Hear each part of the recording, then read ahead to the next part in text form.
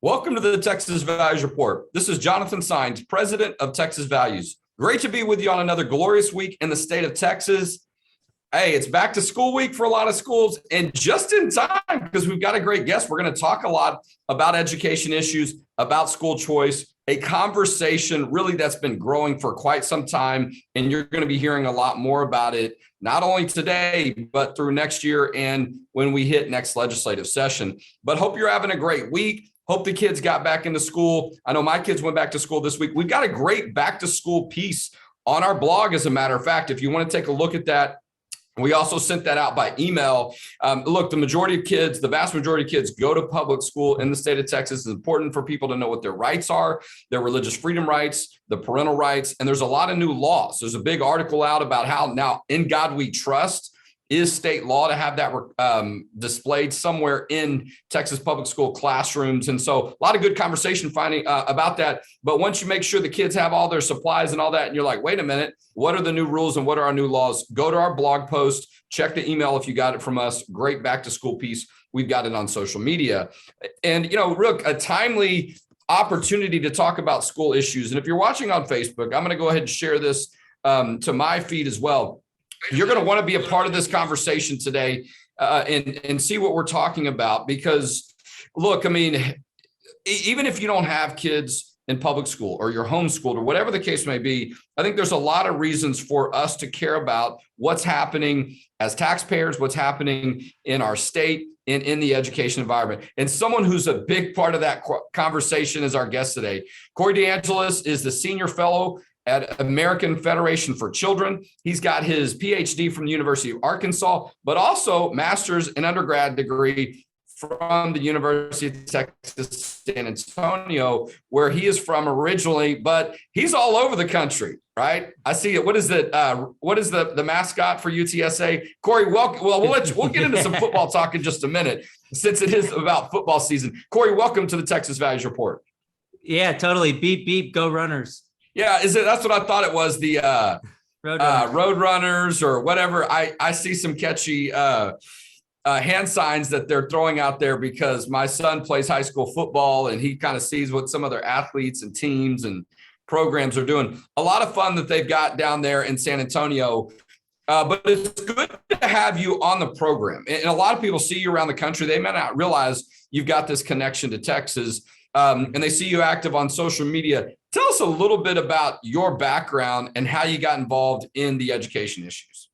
Yeah, totally. So I grew up in San Antonio, Texas. My dad was actually in the Air Force, so I spent most of my life growing up in San Antonio. I went to government-run schools all through K through 12 in San Antonio, Texas. And in fact, in high school, I had the opportunity to go to something called a magnet school, which is still run by the district. But it's a school of choice in that you're not residentially assigned to magnet schools. They can have admission standards and you can choose the school. So they don't have a huge problem with monopoly power like you do with a lot of other schools where you live in one place and you have to go to this particular institution. So that was my first experience with school choice for myself. I thought it was a good opportunity for me. And I think other families should have the same kinds of opportunities to go to schools to send their children to educational institutions that best meet their child's needs in whatever way possible. After that, I went to the University of Texas, San Antonio, did my bachelor's and master's in economics, which really opened my eyes to the problems with monopolies. And there is a large degree of monopoly power that is associated with the traditional school system in Texas and in other places all across the country. I mean, just imagine if you didn't like your grocery store that you attended or that you shopped at. And in order to go to another grocery store, you had to move houses to be assigned to another grocery store. That wouldn't make any sense. And the grocery stores wouldn't really have a strong incentive to meet your needs. You'd probably have food poisoning each week, and it would probably be really expensive because of that monopoly power. We see the same kind of problem with the school system because of residential assignment and compulsory funding through the property tax system. And then after that, like you said, I did the PhD at the University of Arkansas, where my first study looked at the Milwaukee school choice program and how that reduced crime later on in life. We were able to look at individual student level data until they were about 25 to 30 years of age And those students were significantly less likely to commit crimes later on in life after comparing to similar students in the public school system. So that is kind of my background with school choice. And now I'm at the American Federation for Children. I've been associated with Cato Institute and Reason Foundation as well. And I really got into this from my experience with school choice, but then also as a researcher looking at the positive effects of these programs. And now I'm an advocate. Well, I look, and we've crossed paths a few times. I know that you've been involved in this work for some years.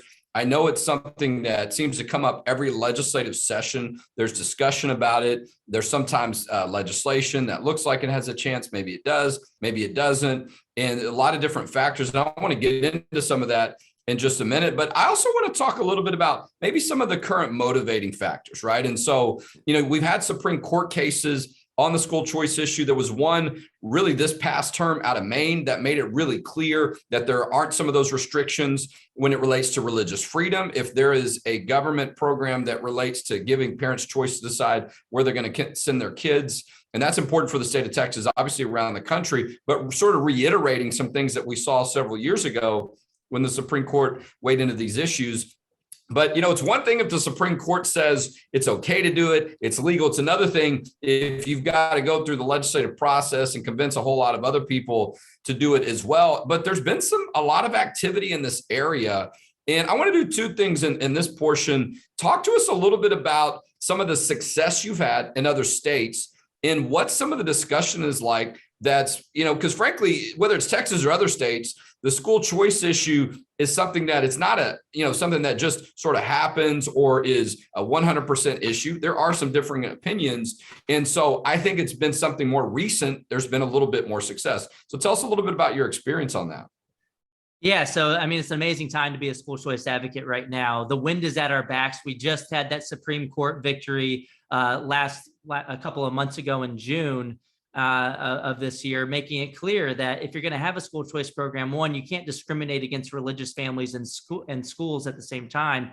And then also, they made it clear that school choice is not a problem with the Establishment Clause, or what most people refer to as the so-called separation of church and state, which you can't find in the U.S. Constitution. But school choice, it doesn't violate the Establishment Clause for the same reason that Pell Grants don't violate the Establishment Clause. These higher education scholarships you can take to public or private universities. You could take a scholarship even to a religiously affiliated university, and that's not a problem with the Pell Grant. It doesn't establish a state religion. And the main reason that it's not a violation of the Establishment Clause is that the money goes to the student, and you can pick between public and private, religious and non-religious providers. The same goes for K through 12 education savings accounts or other school choice mechanisms where the primary beneficiary is the family, and then they can choose between public and private, religious and non-religious providers. The funding follows the decision of the individual family unit. Same thing with pre-K programs. You can use the taxpayer funding at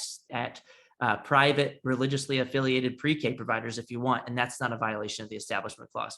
So we're winning in the courts. Yeah. Okay. It was an important court case to, and there shouldn't have been a lot of question about this, but, you do have new members of the Supreme Court. And so for them to really confirm that, and I think they really strengthened a lot of those areas of religious freedom that maybe some people thought were in question before. We're talking with Corey DeAngelis. He is a senior fellow at American Federation for Children, one of the most active and well-known voices across the country on the school choice issue. And as a matter of fact, you can see him in person at our policy forum, September 23rd and 24th. He's going to be there along with someone that he spent some time with recently, Kevin Roberts from Heritage Foundation.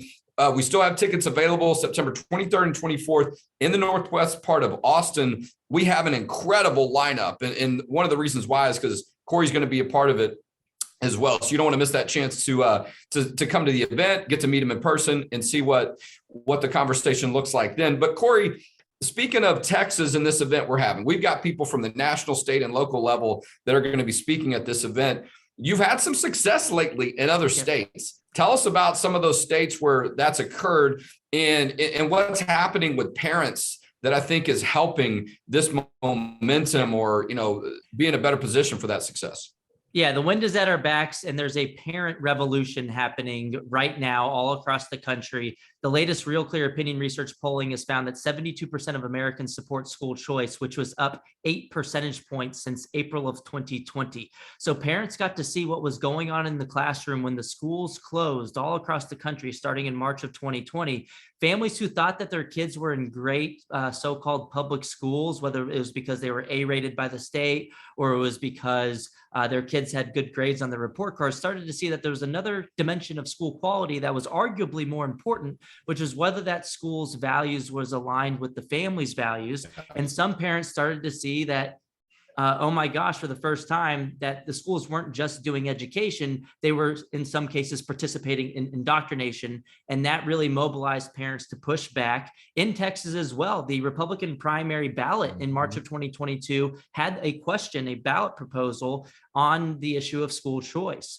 And 88% of the Republican primary voters in March of 2022 in Texas supported the school choice ballot proposition, which was up 9 percentage points since I last saw that it was asked on the ballot in Texas in 2018, when 79% of Republican primary voters in Texas supported school choice. So there's been a surge across the country and in Texas.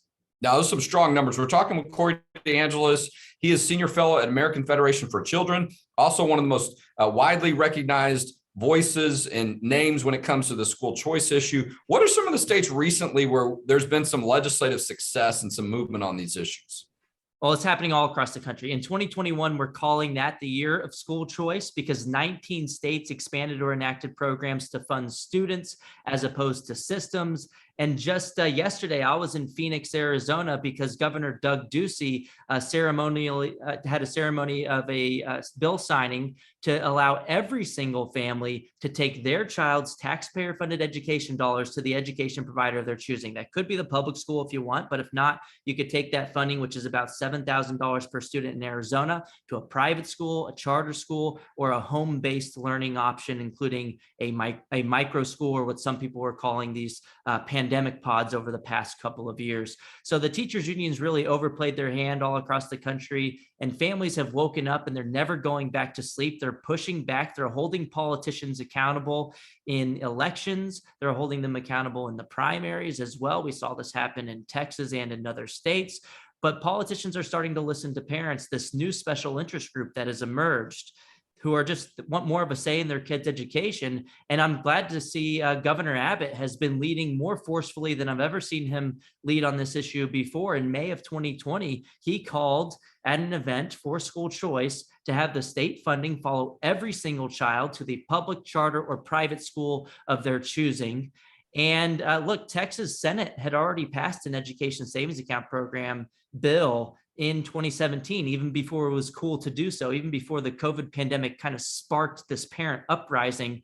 So it'll be interesting to see what happens this legislative session in Texas. It's one of the top 8 legislative priorities for the Texas GOP. It's a Republican Party platform issue. And Arizona just passed this with the slimmest of majorities. They have a 1-seat Republican House and Senate, and obviously the governor's office. And they just went all in, empowering every single family.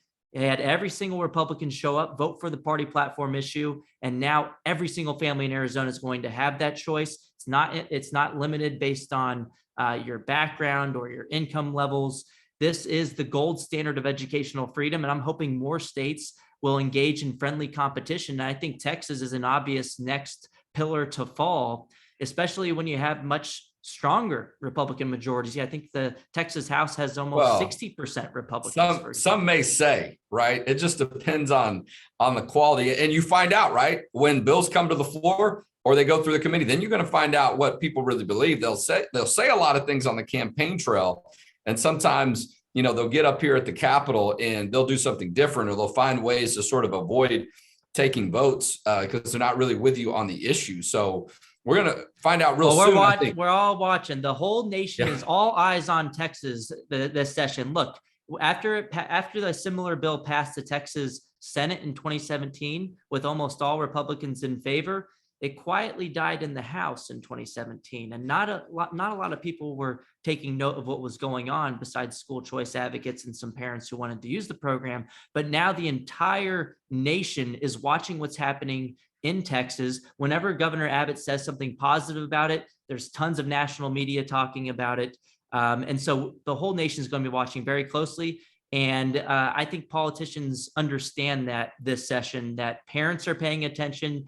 The parents are mobilized more than they've ever been before. They are a new special interest group in town, and they're never going away, no matter how many times members of the establishment want to label them as domestic terrorists, which we saw with the Biden administration, including with the National School Board Association. And look, we see the Biden administration trying to insert itself in the public schools, trying to use the Department of Education or different executive orders that policies the Biden administration could never get through Congress, but they're trying to push through some other source or some other method that they think they have at the White House to force schools to accept things that once parents find out are furious about it. And so that is putting more pressure and highlighting a lot of the concern and reasons for parents to say, look, I want options, and I should have those options. The Supreme Court says that I constitutionally have these options. And so why is the legislature in the way, if you will? So you mentioned Governor Abbott. You made a little bit of, news when you spent some time with the governor. And I'm not going to ask you to get into all the details of the conversations that y'all had, but I'd love to hear, based on that experience, interaction with him and what you've seen in the past, what it looks like for Texas, and maybe what are some of the key reasons or elements that you think now there's an opportunity for success where in the past things just haven't worked out well.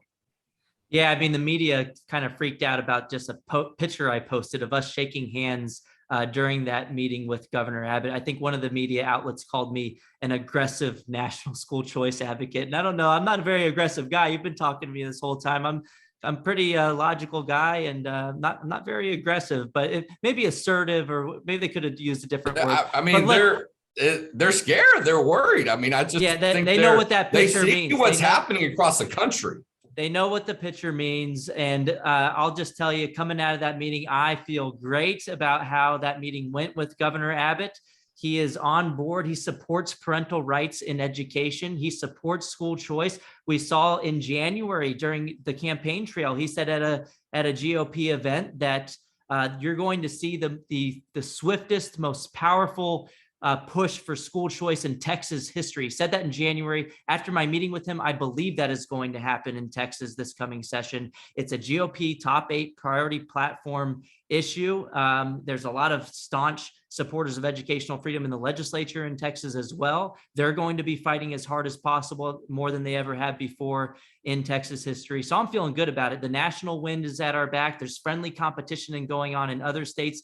This is a Republican Party issue in Texas and nationally. On the ballot in Texas, we saw this 9 percentage point jump since 2018. Things have changed. It is not 2017 anymore. Parents have woken up. They've seen another argument for school choice, which is they want to be able to take their kids to schools that align with their values. And it's going to happen in Texas.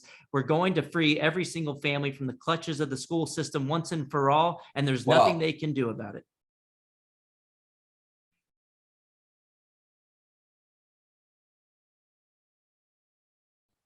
Well, and I think sometimes one of the concerns or things that happens is when the media senses that parents and the public are having a little bit more say and they can't control them. That's when the liberal media starts to get nervous, and they know those indicators are all around us, that there's a lot of attention and a lot of concern and a lot of discussion about actually having some success on some school choice issues this time around. And so I think I'm having a little bit trouble with my internet connection. I might use another connection if we look okay, but I think I've lost Corey. I can hear you a little bit. I think all right. I think it's on okay. your I can end. hear Corey, but I think at least from where I can see him, his okay. Now I think we have him back. So, but look, I mean, I imagine we're going to see you in Texas a little bit more during the legislative session. But if you want to see Corey in person, come to our event September 23rd and 24th. This is the Faith, Family, and Freedom Forum, the largest faith and family educational event in Texas this year, and it's going to be in northwest part of Austin. We have a tremendous group of speakers. We want to bring you good information. Let's have these conversations. There'll be lawmakers there so people can talk and interact on these important issues. And Corey's one of the most recognized voices on this, so he's going to have a lot of inside experience from other states and some good research too on these issues. And so I don't know, maybe we'll take in a football game while you're here. Does UTSA play that day on Friday and Saturday, 23rd? I have no idea, but we'll have to check the schedules. And we always got to be mindful of college football schedules in the fall when we do events, because things sort of, a lot of attention gets focused around that.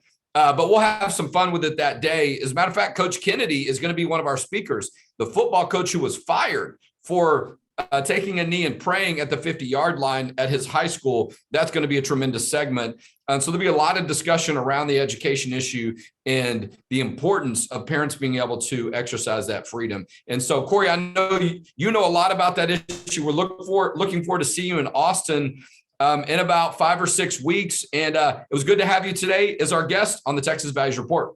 Yeah, totally. Thank you so much for having me. Looking forward to the event. All right. Well, that was a great conversation with Corey. There's much more that I know he could talk about, but just a little sample of what you're going to hear at our policy forum, what you're going to hear about in the next 4 to 6 months, if you will, as we lead into the legislative session. And certainly there's going to be a lot of talk about it. Corey brought this up. I didn't want to interrupt him, but you do oftentimes see the Texas Senate. They will pass these type of measures. Then something gets over to the House and you wonder what happened, right? I mean, they don't take a vote on it. Maybe it doesn't get a committee hearing. It quietly dies. Sometimes it's not all that quiet either when some of those bills die that go over to the House. And so I know there'll be a lot of discussion, and they'll still have to get things done in the Senate. I mean, they got to start over and get things done. But I do think the lieutenant governor and his leadership has been very clear. I mean, Dan Patrick's been really strong on the school choice issue for many years and is very vocal about it. And so I can't say it's a done deal, but I mean, I think it's fair to expect that the Senate is going to be ready to move on some school choice issues. The question will continue to be what the House is going to do. And we don't know who those House members are going to be. We don't know some of the Senate members either, but some of those elections, we have a pretty good idea, but there are a lot of House elections, a lot of new candidates running. It's going to be, we're going to know a lot more after November 8th. Don't forget about November 8th. You're thinking a lot about the governor's race, the federal elections. Don't forget about some of those Texas House and Senate seats. As a matter of fact, we're going to be a part of an event up in North Texas in October. We'll release more information at Prestonwood. We're going to have a great candidate event. But come out to our Faith, Family, and Freedom Forum September 23rd, 24th. The ticket sales are starting to heat up. We announced U.S. Senator Ted Cruz, Attorney General Ken Paxton, of course, Corey DeAngelis, the president or CEO, executive director of Heritage Foundation, our good friend Kevin Roberts, who worked in Texas for many years as the head of Texas Public Policy Foundation. I mentioned Coach Kennedy. Remember the woman who had her office firebombed in Wisconsin because she's pro-life and leads a pro-life organization like ours? She's going to be here. Julaine Appling, she leads the Wisconsin Family Policy Group that is similar to what we do for the state of Wisconsin, what we do in Texas. She's an ally of ours and a partner that we work with quite often. And Kristen Hawkins from Students for Life. We also have Father Frank Pavone from Priests for Life. I mean, if you talk about the life issue, school choice, religious freedom, marriage and family, we've got Brandon Showalter from Christian Post. If you haven't seen what he's written and some of the things he's talked about what's happening when kids are forced to go through a so-called gender transition, the surgeries, the devastation, the heartache after the fact. And when these people go through some of these issues and later on realize there's no turning back, you don't want to miss it. We're going to be talking about that gender modification issue. So really some of the most well-known, important, and influential voices on these issues that we work on day in and day out, they're going to be at our event. I'm super excited about it, as you can tell, but this event will sell out and we want a huge crowd at this event. All right. So we're trying to make it affordable for you and your family. Check our website. We've got a lot of great details on that at txvalues.org. And we're trying to bring you some great guests at an affordable cost. This is not a fundraising event. This is an educational event. This is to bring some of the most important voices and issues in front of you. You can meet these people in person. You want to come to the dinner with Senator Ted Cruz, come to the VIP reception, spend a little time. That might cost you a little bit more, okay? I'm going to be honest with you on that, but it will be worth it, all right? We're going to have a nice dinner with Senator Cruz, and this is a 2-day event. On Friday, it's from 1 to 5. And on Saturday, it's from about 9:30 to 4 on September 23rd and 24th at Great Hills Baptist Church right here in Austin, Texas. And I think we've got 1 or 2 other guests that have not confirmed. When they do confirm, you better be sure you already have your ticket, okay? I'm just letting you know ahead of time, because once we announce some of these other speakers that we're waiting to hear back from, sales are going to go through the roof, and I don't want you to be left out in the cold watching through the windows, okay, at Great Hills Baptist Church. But I say that to you, want to bring great value.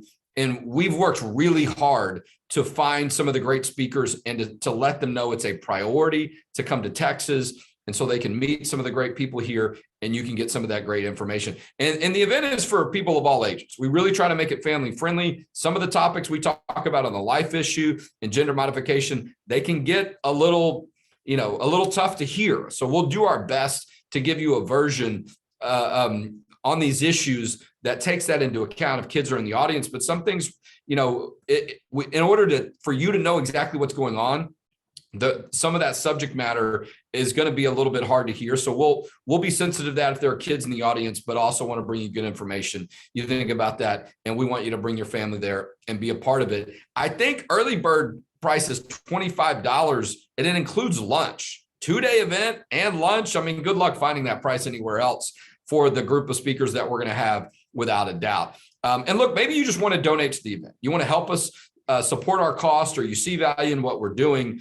Go to our website, txvalues.org. Make that tax-deductible donation today. That's how we continue to have these events, and that's how we continue to be able to bring success and be an advocate and a voice on these issues. Speaking of a voice, on August 30th, the State Board of Education is going to take a vote on some of the things that we've talked about, what they're going to stop teaching. Are they going to stop teaching more about Moses and In God We Trust, and instead teach more about LGBT and critical race theory? A lot of it's up to you. Make those phone calls to your State Board of Education. We've got a great blog post about this. There's still time to take action. And look, we moved recently. I haven't really got to talk a whole lot about that. So we have taken in some additional costs. We put the studio back together, a lot of good stuff. But look, kids are back to school. You're back in your usual schedule. Take a look at that checkbook and that account. See if you can support us. We are a 501c3 nonprofit organization. And that's how we'll continue to protect faith, family, and freedom in the state of Texas. And we'll talk to you next week on the Texas Values Report.